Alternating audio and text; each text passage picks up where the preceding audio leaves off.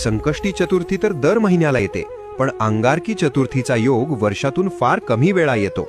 तुम्हाला माहिती आहे का, संकष्टीपेक्षा अंगारकी चतुर्थीला 21 पटीने जास्त महत्त्व का आहे? जेव्हा संकष्टी चतुर्थी मंगळवारी येते तेव्हाच तिला अंगारकी म्हटले जाते.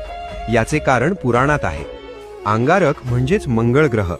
अंगारकाने गणपतीची हजारो वर्षे कडक तपश्चर्या केली होती.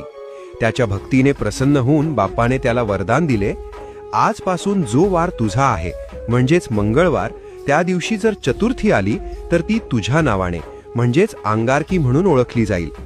या दिवसाचे महत्त्व खूप मोठे आहे. शास्त्र सांगते की वर्षभर येणाऱ्या सर्ण संकष्टी केल्यावर जे पुण्य मिळते ते पुण्य फक्त एक अंगारकी केल्याने मिळते.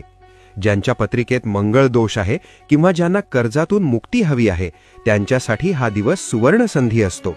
तुमच्या आयुष्यातील सर्व विघ्न दूर होवोत आणि Download ShareChat.